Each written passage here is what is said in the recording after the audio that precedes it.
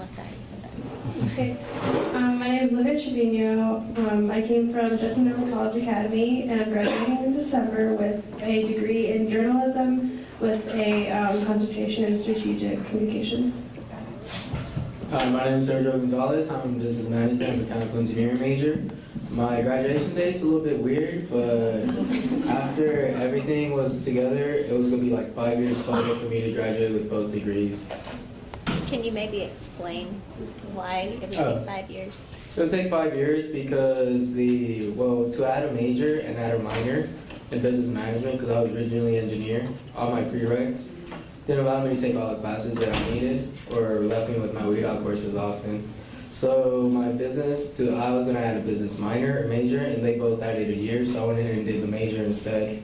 And more of my credits transfer over for that one, for that degree plan too. Hello, my name is David Flores. I come from McAllen, Texas, Achiever College High School. I am a biology major. I'm going to graduate next semester. That's what I'm hoping for, but I will graduate for sure.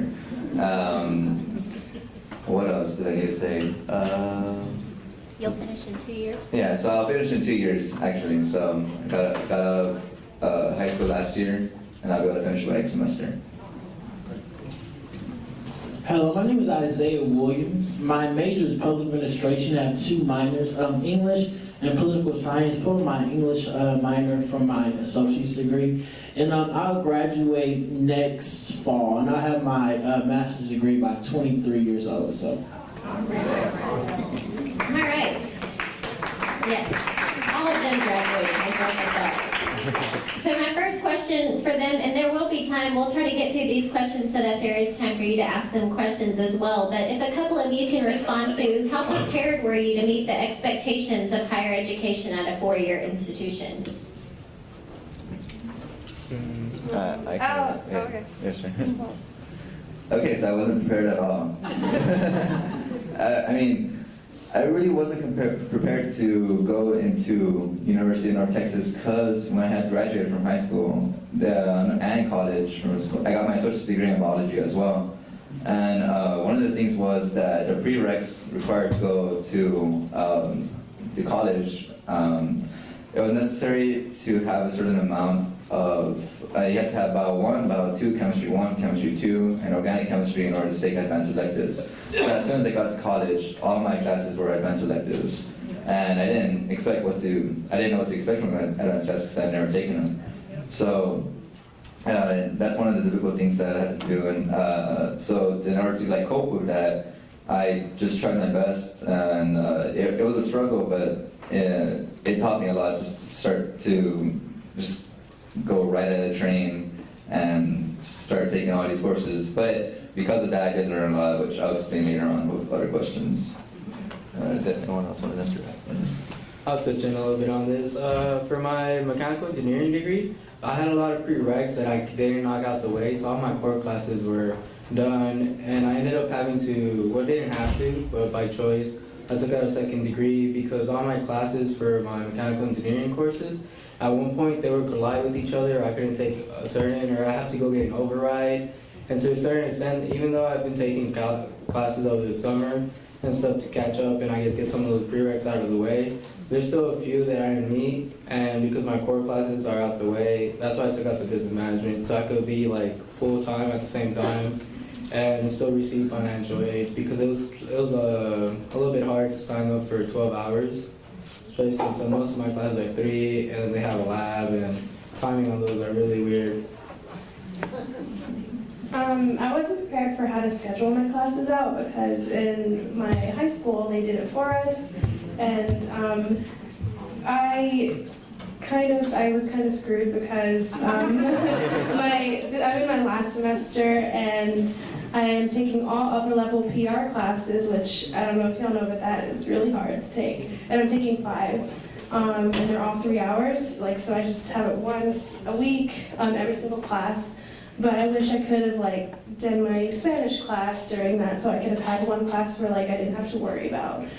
So that was that kind of sucked. I wish somebody would have told me, hey, you should kind of do some upper level classes this semester so that next semester you can try to ease your workload. So yeah, that's what I was not prepared for. I told them to be honest, and clearly they are. Why don't you talk to everyone about some of the successes you have experienced, whether at your early college, high school, or at UNT? Yeah. You got my also. Okay, one of the successes that I kind of achieved was I was good at leadership because of my background at my early college academy. They taught us, how to advocate for ourselves in classrooms, how to speak, how to study, and stuff like that. So.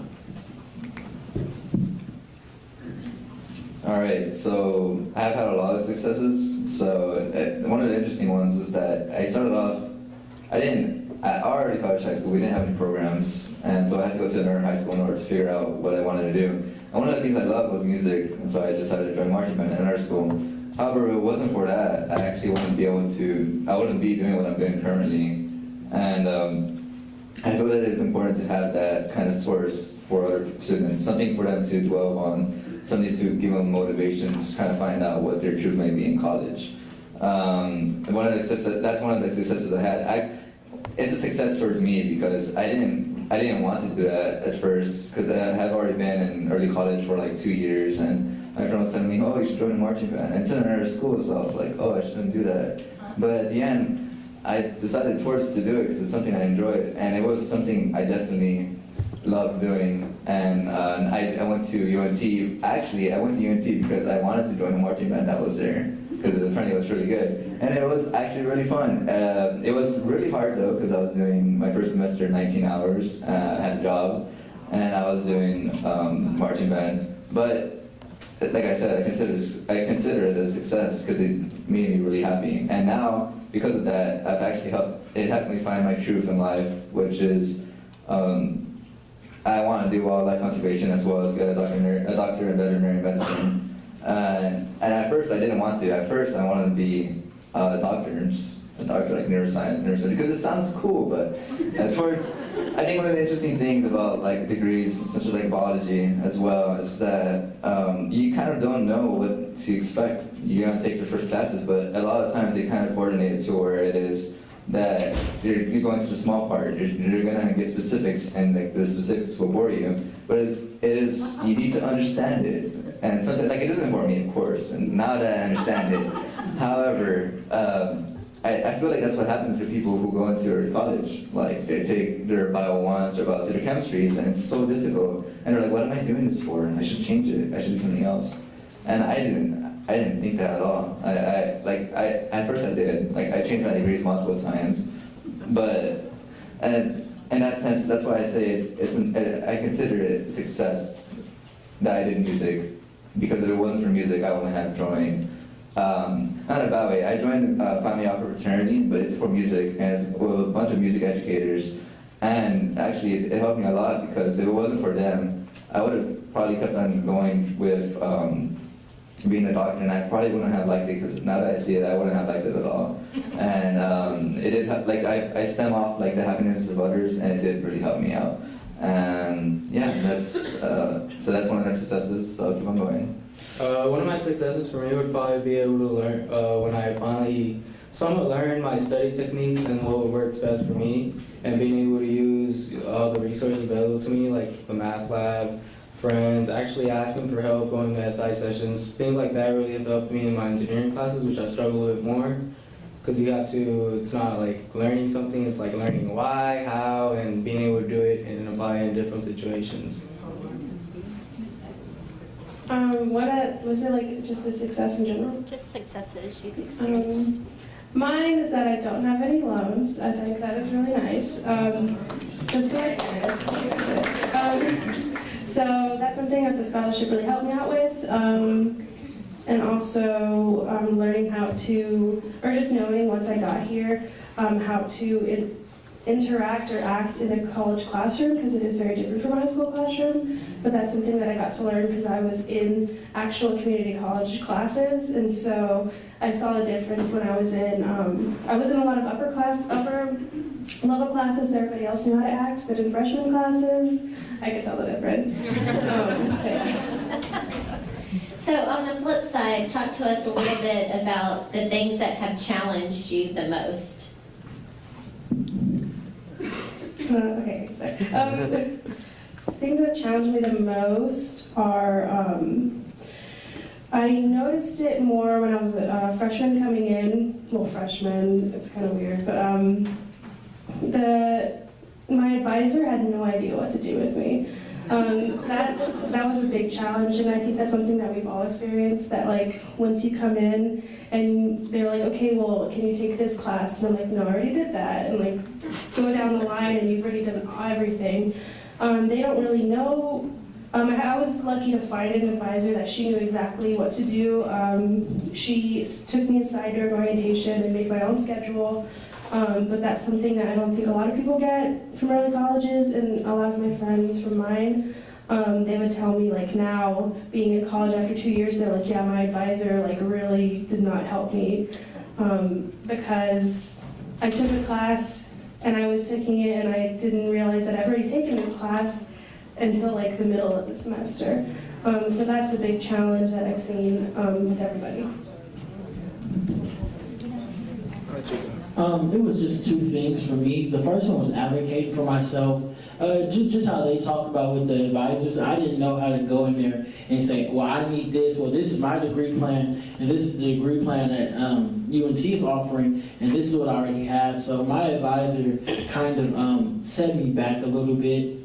And then the second one I would say is just using my resources. Since at an early college academy, they just present all your resources to you. I didn't know how to go to the career center or go talk to people when I needed help. So. Okay. Okay, so to start off with that, it is something that's important. Actually, I had a counselor. Her name was Miss Juarez, and she helped me a lot during high school, like during 10th and 11th grade, like registering for classes. And because of that, I kind of knew how to get through that system. And I think that would help a lot if you have like kind of like a counselor that would be able to like interact with students and be like, oh, this is the times, and just discussing really like how to do it. Because if it wasn't for her, I probably wouldn't be graduating in time as well. And when I first got here, I looked at the courses and what I needed to do. And I think I had probably like a 5-hour talk about what am I going to do, like what classes am I going to take. And that was that was a pretty big challenge. And then one more challenge was just like trying to figure out what was I going to do, because like I think like the job, like when you're thinking about things, it changes, and that's one of the things I still go through. Like I had like 6 friends who came from early colleges that they had that problem. They wanted at first to do biology, and they even talked about like in high school, and their counselor would be like, oh yeah, you have to pick something early right before you go. But to them, like even in college, you're still changing degrees, and it's good to have like in the beginning an idea of how each degree works, kind of like a taste. Like we could probably have that. That would be pretty great as well. One of the biggest challenges, like everyone else, would be my scheduling. Having to sit down with the advisor, even though she knew, like they know you're dual credit students, you kind of have to sit down and be like, all right, I need my schedule, but for the next few years, so they could themselves see, like, all right, you'll be taking this classes this year, then this, you'll get these prereqs. I didn't do that, and then with my advisor, I would ask her, like, am I good for 2 years to graduate in this time? Yeah. Until one day I was just like, all right, can I see my whole schedule? In which case, she figured out she didn't sign me up for a few classes that I should have taken before. So that's why my graduation date's a little bit weird. And then from there, another challenge would probably be, I feel like to a certain point I might have been left out with most of my weed out courses from my engineering classes, all my math, physics, and a few more. And probably the third challenge would probably be picking your schedule right and with the right professors, because I've had a few classes where the professor just wasn't good at all, to where I had to try to teach myself the whole course, and I had a big struggle through there. And then I've taken the course again with a good professor, and it was just so much easier, it made so much more sense. Alright, I'm going to kind of combine our next 2 questions, and if y'all can talk a little bit about what what do you know now that you wish you knew before entering the university? And couple that with what advice would you give to students who are transitioning to a university? I wish I would know more about the prereqs, and maybe instead of going to getting my associates, maybe have gone like pre-cal, cal 1, statics, stuff that's actually going through my degree plan. That way when I go in, like instead of having all of my core classes out of the way, I'll still have a few left and have my engineering classes still there. That way it won't be such a big load on me. And the best advice would probably be try to see what degree plan you want to be in, and then from there, look at the university, look at their degree plan, and go to your advisor and see which classes you'll be able to qualify, which prereqs you might be able to knock out, instead of actually going for the associate's degree, because that only takes out the core classes. I think to start off with that, because I think we should, in a sense, start it like in 10th grade. Like people should start figuring out what they kind of, not figuring out, but more they should have an idea of what they want to do. And in 11th grade, they should be figuring out what colleges they may want to go to and look at their prereqs, like he was saying, as well as talk to the colleges as well. Because they did that for us in 12th grade. That was too late, because in 12th grade, we're all trying to figure out what college we want to go to and what we want to do. And it just rushes. Like a year isn't quite enough to figure out what kind of prereqs you should be doing. And I feel like it should be kind of more expanded upon that idea.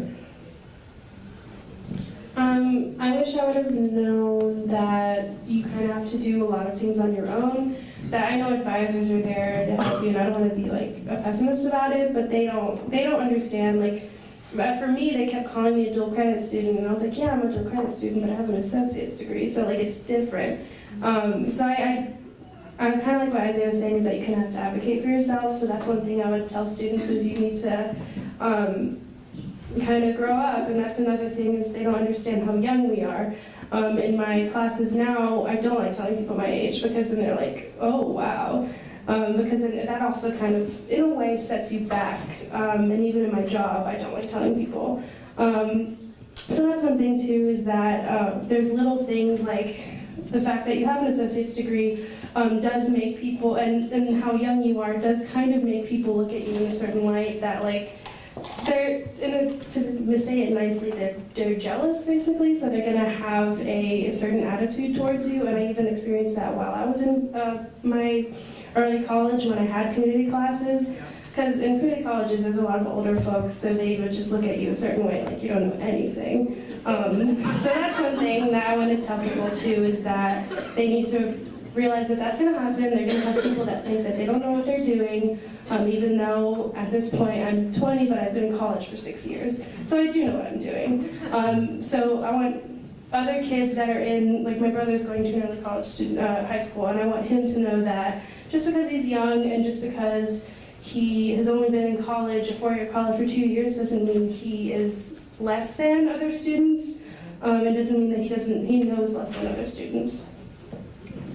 Liv basically hit it on the head, but my thing, I wish they would have taught us a little bit more of like life skills, you know, how to network, stuff like that, because you know, you step into the university and you're already at a junior level, so you don't have like the freshman and sophomore, trying to figure out being away from home, you know, trying to figure out, you know, how you're gonna cook and stuff like that, you know, and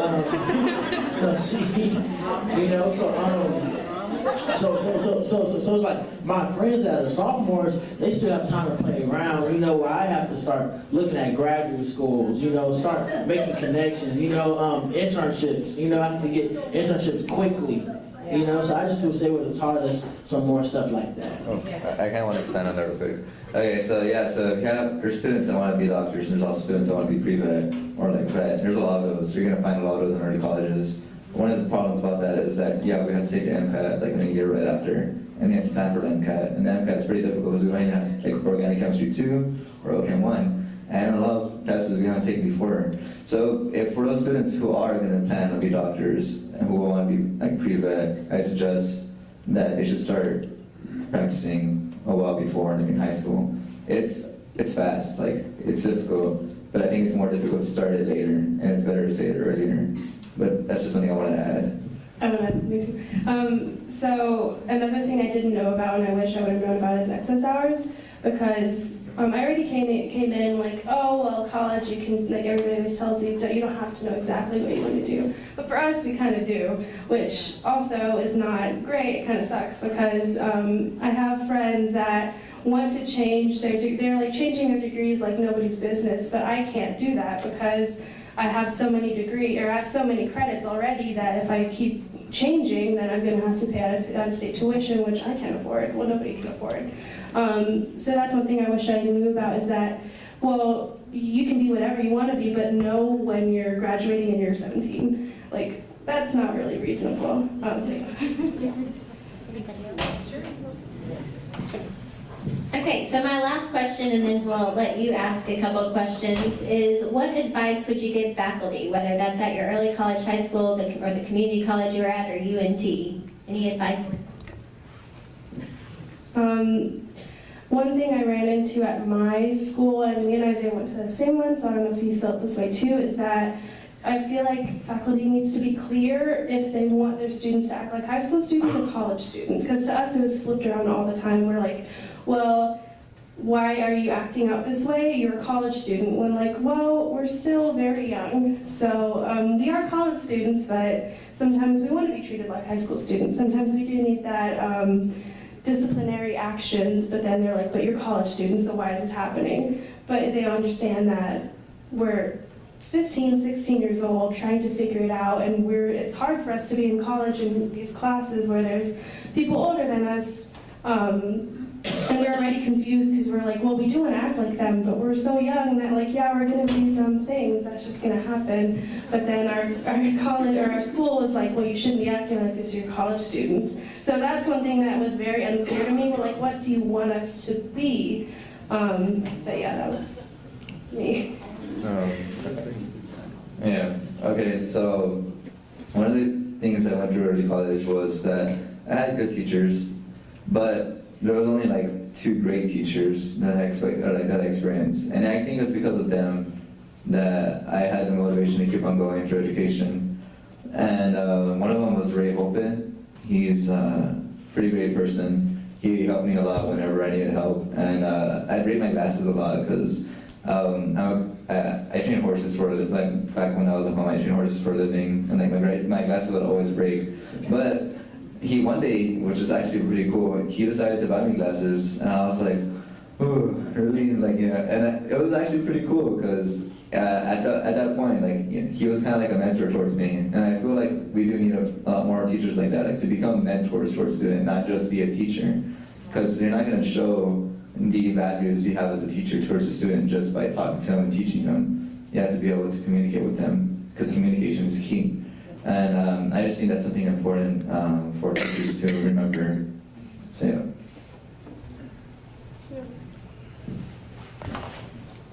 Alright, my bad. I have to kind of like put my thoughts together right now. Like, can someone come back to me? I'm kind of on the same page as him. But one big thing that was at my early college academy, because it's the best in Texas. It's like number 7 in the state of any high school. But no, something that was pushed was like numbers. You know, they was always trying to push up the scholarship numbers. I think we got like 10, 11 million. It was like 96 of us. So we felt like it was a competition, like, you know, how many schools can you get into, and how much scholarship money could you get, you know, instead of which school is the best fit for you, you know, how is it going to work out for you, so.